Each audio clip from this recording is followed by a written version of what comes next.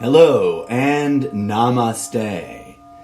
Welcome to episode 000 of the 2021 edition of the incorrigible Mr. Zeppo's Tarot Journal and Cartomancy Reading Radio Hour, a project I completely failed to produce all of last year during 2020. So I am here with you now, dear friends and listeners, present and ready to present to you the first stab at actually manifesting this project on a regular basis during 2021.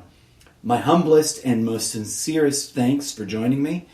And now, if I may, turn your attention to the following audio track, which I will be using as sort of like a little ceremonial opening for every episode of TJC, from the Free Music Archive, where I discovered it for myself, obviously not for the world. Other people have, I'm sure, listened to and worked with this meditation track.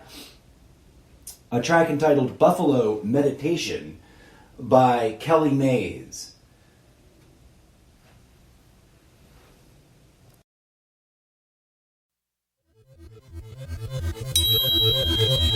Indigenous soul, original whole, seeing with sacred eyes, life's interconnection, speaking as blessing, divinity realized. In a sacred way, creative as play, offering our self-expressions, as gifts freely given, joyously living, abundance the lesson. A new way to listen, oneness the mission, listening to creation. Animals, stones, trees, rivers, and bones, honoring all our relations. Releasing the lies of shallow eyes, beholding each other's beauty. Freed from the chatter, speaking what matters, heart, soul, community. No more separation, now co-creation, relating essence to essence. Original blessing, joy, peace, and sharing. A new earth, expressing love's presence. Song from the Sacred White Buffalo, Lightning. Downloaded by Victoria Hanshin on November 19th, 2010.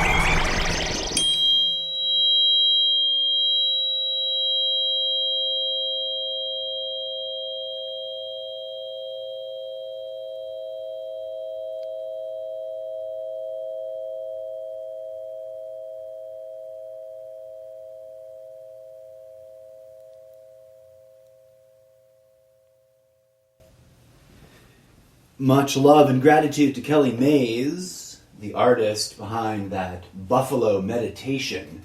You too can work with it. Just go to freemusicarchive.org/music/Kelly_Mays/integration, the name of the album, /Buffalo_meditation. I'll be putting that link up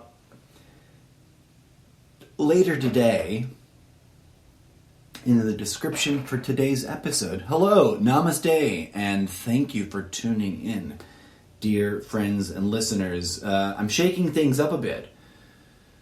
Anybody who's been listening to the show for a really long time knows that the Almost Daily Zencast and its various segments, like Good Morning Trumptopia and News Breaking News, etc., etc., those are all a sort of secondary backup project that I started doing because I felt quite firmly, if not foolishly, or a bit of both perhaps, that I was not prepared to do the actual project that I first originally had the idea for, which was Mr. Zeppo's Tarot Journal and Cartomancy Radio Reading Hour, in which I envisioned and saw in my mind, in that way that artists see the sculpture they want to make or the painting they want to make. I saw the podcast I wanted to make. I saw myself sitting on a panel or a round table with two other people, two women, in order for it to be a female majority voice in terms of the show and its discussion and its contribution to public discourse, in which we would take, and I imagine it like as if we were in a big radio station, in the way that maybe we don't do so much anymore, not with stations like Jack FM anyway, which is just sort of as they used to either literally or jokingly describe themselves, just 121 iPods back in the day, the old school ones, Jay-Z chained together and run by an AI. But back in the day, you would have radio stations and radio shows, and they would be very distinctly about the chemistry between the co-hosts. And I wanted a panel discussion show in which I, as myself and as a character of myself, for those of you that know that this is, also slashed an artifact in my literary fiction. For those who don't, put a pin in that. I'll talk about it soon. If not in the past, I will in the future. And where I was receiving guidance, feedback, and instruction and getting my questions answered by two women who were, more advanced in their practice at reading oracle decks than I was. I'm a rank amateur. I am not, for the record, I am not a professional tarot reader. I have been fascinated by and intrigued by and curious about tarot for a very, very, very long time. And I have a history and a backstory which I've already sort of taken some stabs at sharing with you vis-a-vis... Oh, how fun. I have a friend who's very much into tarot DMing me on Facebook right now, which I will attend to in a minute. I thought that was muted. I will mute it now so that no more chiming things happen. And I those episodes will be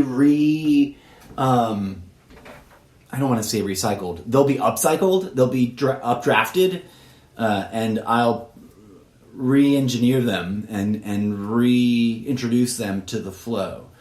For anybody who's new to the show in general and doesn't know what I'm talking about, a quick recap. Tarot is something that gets a lot of different flack from people from different directions. And it's something that I've always just been really authentically kind of interested and curious about, with a dash of skepticism and not any of the blind faith, that I'm sort of known for speaking out against. There have been a series of interesting, standout, curiously eerie, sort of make the hair on the back of my neck stand up, accurate readings that I've been given, never by professional readers that I found somewhere or gave money to, but by people, I think all of them women, who approached me in various ways after, some brief sort of public chance meeting, and that then felt compelled. And I don't know if this is just common cheesy marketing that's meant to first one's free, get you hooked. And I don't mean to ruin anything for anybody, but they felt really sincere and authentic, and the circumstances were such that there was very little to almost an impossibly unlikely probability that I would ever become a regular clientele. So I don't think they were wasting it on me. And they gave me, especially in three specific instances, these readings that were given to me unsolicited. I didn't ask for them. I did not, we had just sort of broached the subject of tarot. And they were sort of the person who gave them to me stated some kind of statement to the effect of, I feel compelled, moved, motivated, inspired, guided by the light or by my guides or by spirit or whatever, some variation of all those things. I don't mean any disrespect by the way I'm describing it.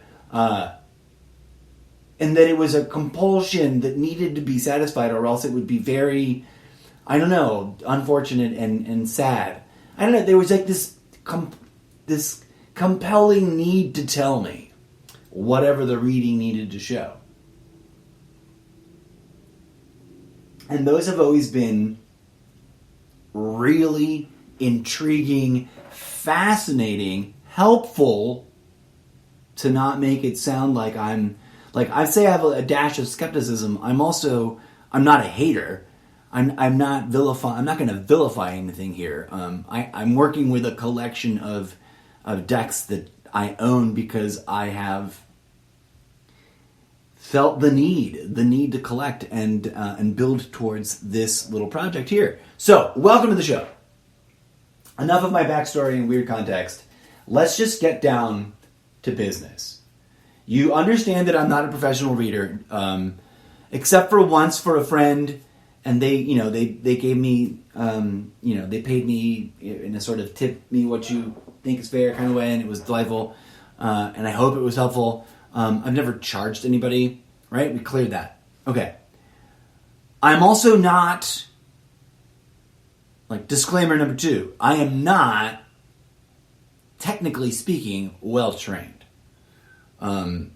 But you're joining me for the interesting journey and experience of this curious character you've already come to know as the incorrigible Mr. Zeppo, vis-a-vis the Almost Daily Zencast and Good Morning Trumptopia, etc., etc., as he takes a cynicism-free, curious, speculative, theoretical exploration of what if tarot has a rational explanation for what it does and how it works, and it renders, in some measurable way, meaningful outcomes that are, generally speaking, beneficial to those who take it upon themselves to explore these interesting tools as a form of self-analysis, self-critical thinking, self-guidance, dare I even say a little bit of self-help therapy,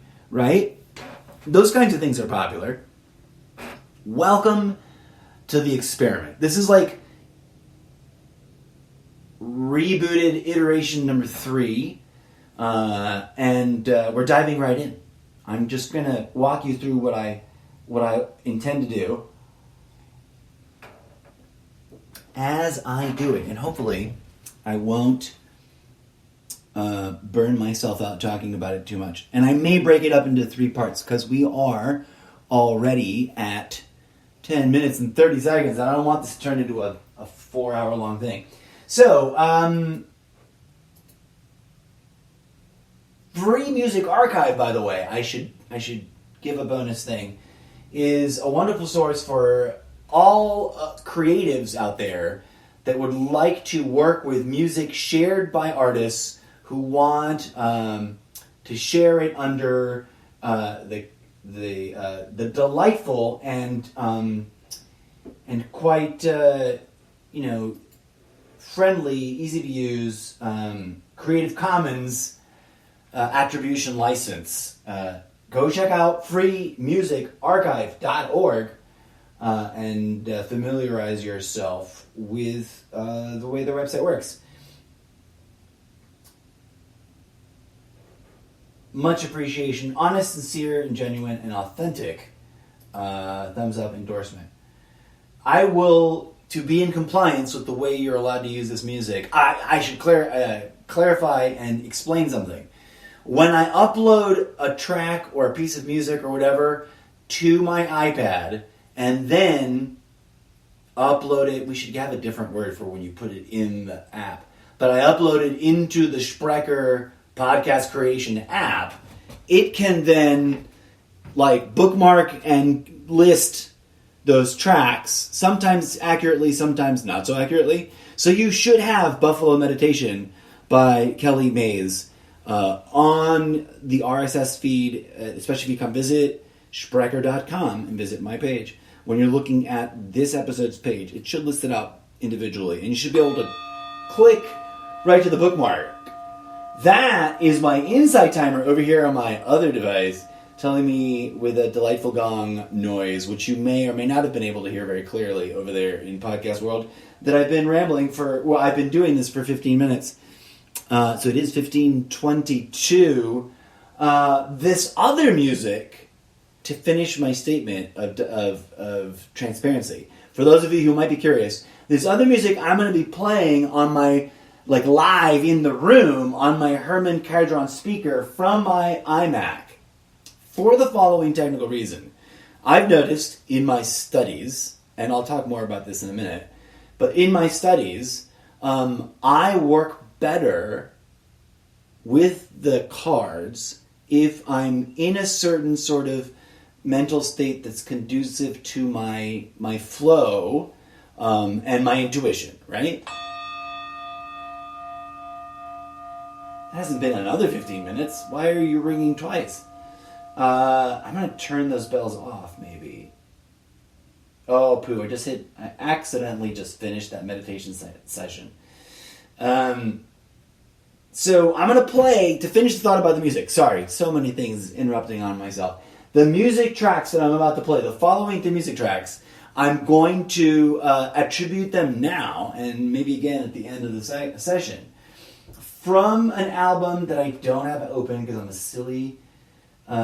they've got 6 different albums, and I'm not sure which album each of these tracks are, but the artist Meydan, that's Meyda with an umlaut, whatever, how you pronounce that, double dots on top of it, N, and various albums. They have 6 albums on freemusicarchive.org. I'm going to play the following tracks because if I were to have uploaded them to my iPad and played them while creating this live broadcast recording of a Sprecher.com platform podcast, I wouldn't have been able to simultaneously listen to them as I worked with the tarot cards because of the way, it works over there. So great for music that I don't need to listen to, but I want you guys to hear. Not so great when I'm doing this kind of stuff and I need to be in my element with cool, groovy music. So please head on over to freemusicarchive.org and check out. If you go to my profile over there, if you search Mr. Zeppo, I think you should be able to find it. There should be some playlists. This is on the To Meditate With playlist. Just 3 tracks. Meydan, with the tracks Freezing But Warm, Contemplate the Stars, and Glimpse of Eternity. The closing track of today's episodes, whenever we get around to that moment, is another one from this artist, which I did upload, and it's called Away. And you'll be able to see that the way you did Buffalo Meditation in the RSS feed, I think, but especially on the Sprecher.com profile page. Okay.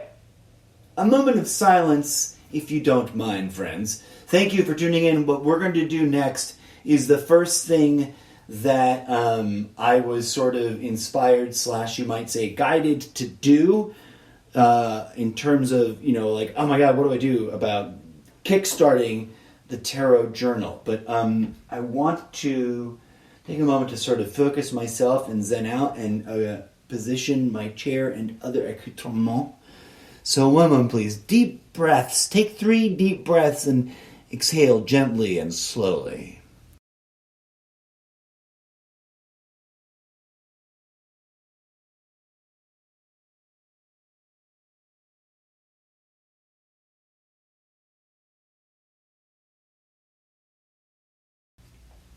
Wonderful.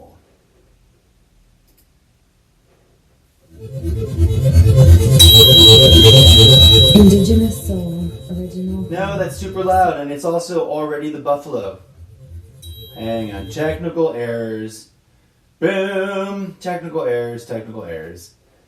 I thought I had the playlist ready to go, and it's got a bunch of other things on it that I thought I got rid of. Like, I got rid of this one, and that one, because I just wanted to play. Let's see if I do it this way. That was awkward. I apologize. Now for what I meant to happen.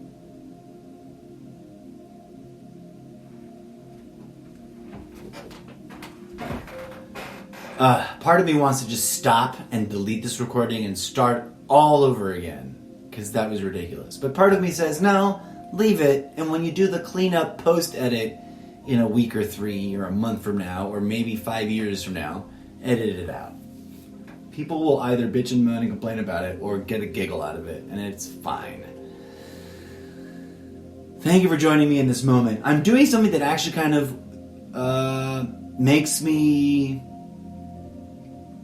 What's the right term? Not nervous, because I don't feel nervous. I feel anxious. Not anxiety, but anxious in a good way. Like I'm about to perform a play that I don't remember memorizing the lines of in front of a brutal audience that's all critics, right? Like that's what I feel like. Welcome to my space. Something you should know. I have a science fiction, tarot, fantasy, adventure book series in mind, which I was dabbling with a little bit this morning. And that's part of the reason why we're here. Part of the reason why we're doing this is because I have this idea and I want to write it, but I can't write it unless I know enough about how these things work and whether or not they can work in the ways in which I imagine them working. That's a lot to say and a lot to not explain. But I'll give you a little bit of details, and forgive me if this is old hat or broken record for you. In this book that I want to write, a pair of twins, which I'll introduce in my Wattpad sample chapters in the not-too-distant future, inherit a witchy woman's slightly run-down but quaint and interesting Victorian style, rumored to be haunted familial palace of a house. And eventually, after they go on many adventures, they discover that buried in the walls are various boxes, and in these various boxes are various decks, each in their own little box, with inside that box, with a little pouch for travel, etc., and for use. And long story short, the person from which they inherited them was not a psychic, not in the way that we use the term in our contemporary culture, but definitely sort of like an oracle deck consultant, a professional oracle deck consultant. Oh man, something I wish I had done at the beginning or before I hit record, which is sort out the major from the minor. Please forgive me. You're not going to have to sit through that with me because I didn't do it. And I totally meant to. And that's the thing on the checklist I didn't do. It's okay. I needed to reconnect with this deck. Anyways, it's been a while. As one real-life acquaintance of mine who pre-pandemic times came out for a visit and to give me their opinion on this setup for my workspace, to not use a controversial term like altar or reading temple, but my office. It's my office is where I write and where, when I do indeed intend to get really serious about Tarot Journal and Cartomancy Radio Reading Hour. Those are two things that happen back to back, right? Like they're two parts of a sequence, if you were not sure. This acquaintance of mine, was really, really concerned that I had not worked with, touched, handled and let out of the cases in which I keep them all of these decks that I have. And she said they're like yearning. She said something to the effect of they're yearning to be read, to be worked with. It's like, take them out of these boxes. And they were, anyways, long story short, I understand what she meant, and she wasn't wrong. My friend was not incorrect. And also, I was doing something that, in a way, I guess wasn't really truly prepared quite then to explain accurately. But somehow, deep down, I knew that other than maybe the occasional personal random test reading for myself with one of the other decks, the little mini decks that don't live in my big travel boxes, that I wasn't going to touch these all year because I failed to do what I'm doing right now with you guys, dear audience, which is kick off my readings as part of my almost daily routine. This show, officially, the primary title of this show is indeed the Almost Daily Zencast. Is it not? And the Tarot Journal, part one of its little multi-part sub-segment of the Almost Daily Zencast is this. It's me sharing with you my thoughts, both live and sort of in slightly more produced, documentary-style, edited episodes. My thoughts and insights and conclusions as I go on the journey of purposefully, in 1 year's time, teach myself how to proficiently read and, cast readings for, to use the colloquial terms from the community, to cast readings for and interpret for others. Because, one, I want to be able to see if I can do it in a meaningful, consistent, oh wow, look, I really do seem to be able to do this in the way that those who do it and charge other people for money do it. Because if that's one way that I can work from home as I slide into retirement in my not too distant future, then hell's bells, yeah, why not? That was a weird choice. I was going to say fuck yeah, but then I thought, people might not like that. I'm like, fuck it. I am a rock and roll, flip the camera, the bird will sometimes curse like a salty pirate, but not always.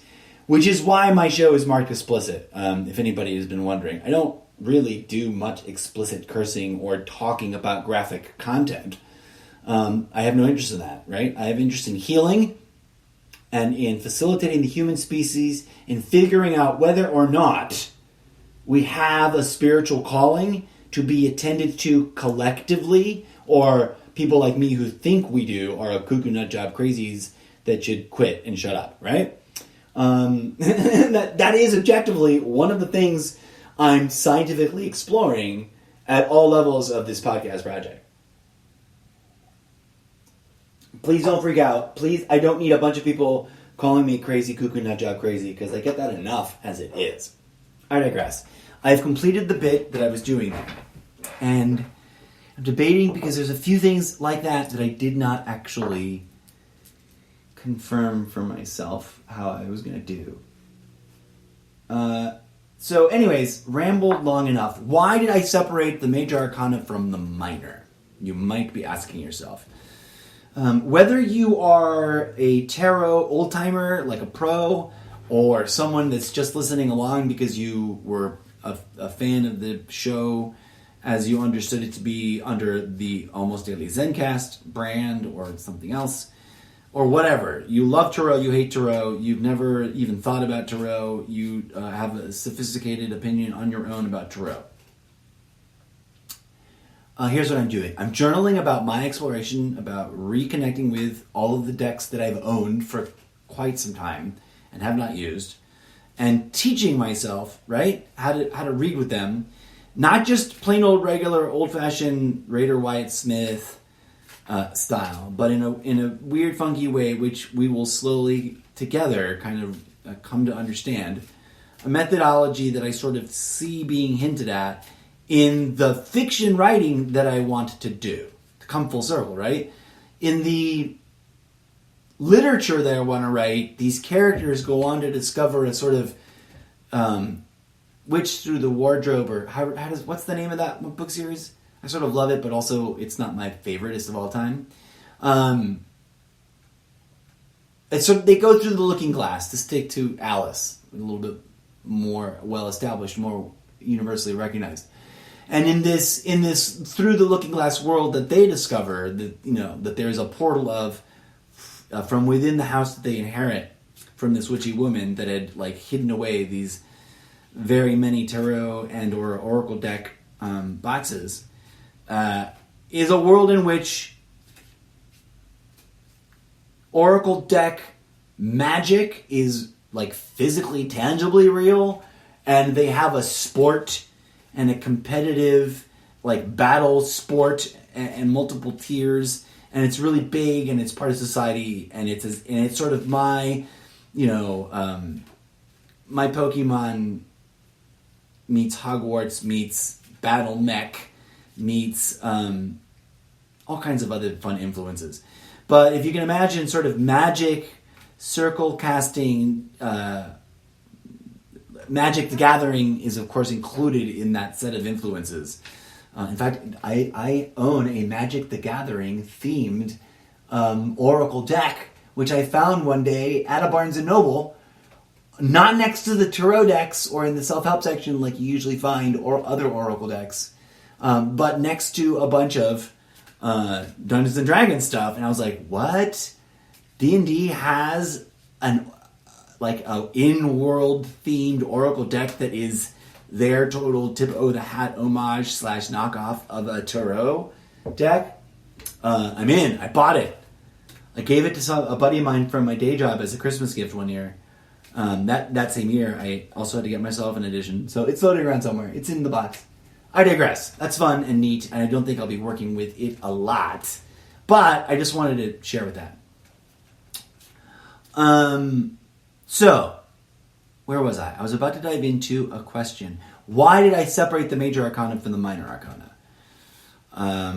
Without getting too pedantic, some of you may already understand. Some of you may be like, what is he talking about? What are the two things? So, some of you may not care. I'm wondering why you chose to listen to this episode. Welcome to the madness.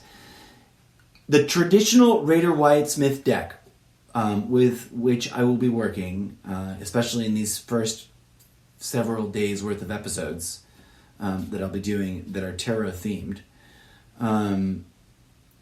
has two primary classes or categories of cards: Major and Minor Arcana, Arcana. Some people get all spooked out by sort of antiquated words that are a little archaic and that may even have magical associations.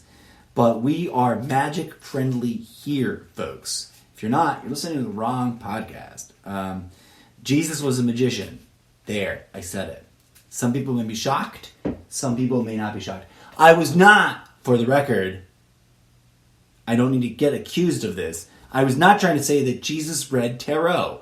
I'm saying Jesus, in whoever he was, because that wasn't his name, already talked about that on Christmas, was in his own place and time and context whenever he and his Mary Magdalene lived, the people that we reference with those labels, rather, they worked with a form or various forms of magic that were common to their Jewish traditions, of which there were several, by the way, etc. I already talked about that. Okay, so magic. Tarot. What am I doing? What am I talking about? Major Arcana. Magic isn't necessarily bad. In my worldview, I believe that there is an organic, naturally occurring, doesn't matter what you believe in, doesn't matter which kind of politics, form of events and equations, let's say, that are inherent to reality that, for lack of a better term, we may as well call magic. I was talking about how the sun is magic if you really think about it. If you really think about it hard and you remember how to be inspired by the awe of things that are bigger than you. Okay. Do I think the Major Arcana exists in the real world somehow? Maybe, perhaps. Here's my short sort of recap, condensed, to-the-minute, cutting-edge thesis about what may or may not be going on with tarot. Human beings are magical creatures, period. Divinity has gone to great lengths to manifest this material realm and create for itself these physical avatars into which it pours itself through a process of individuation. Okay? So perhaps, maybe, just maybe, perhaps,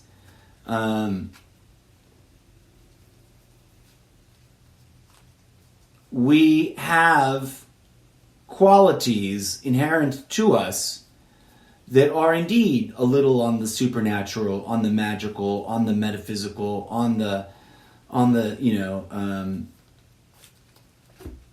the spectrum of things that are beyond the mundane. And I'm rambling here, I'm covering your time. What I've done while I've been rambling, for those curious, is separate the Major Arcana from the Minor Arcana. And I haven't answered your question what those are. Two categories of cards. The Major Arcana are called so because they're sort of archetypical figures and archetypical images that, according to various theories and or teachings, may or may not represent different stages of development for humanity or for mankind or for human individuals.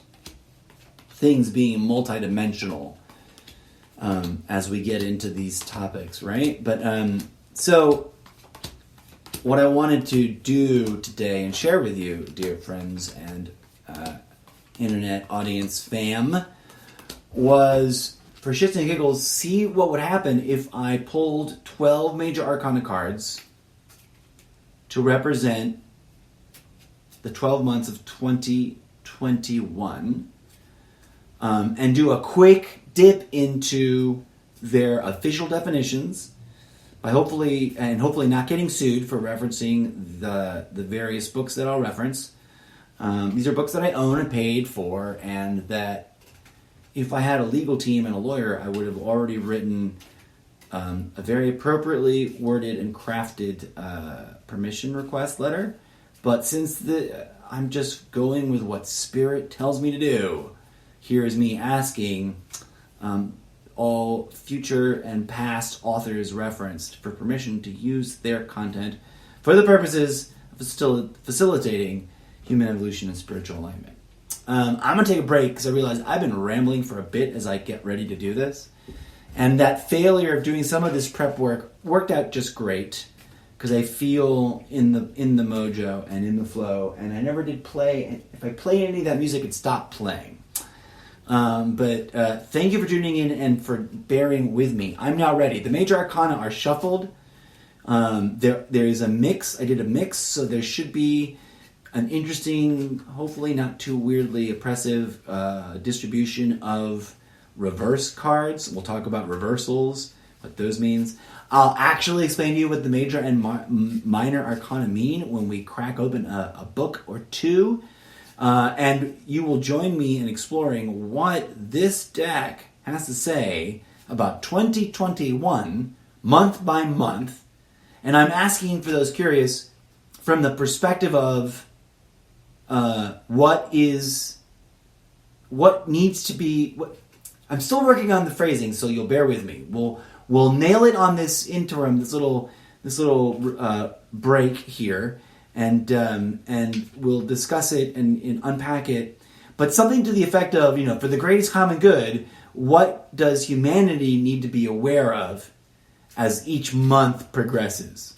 as we live through 2021. Something to that effect, right? And maybe I just asked it just right.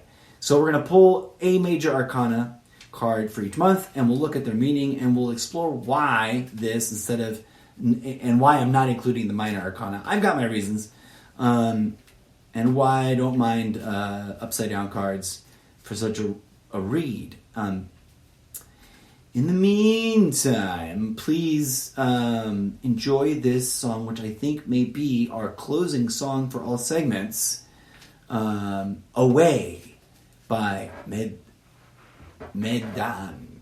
I have no idea how to pronounce this, and I apologize sincerely to the artist. Away by Meyda N. Medan with an umlaut. Forgive me for being a weirdo.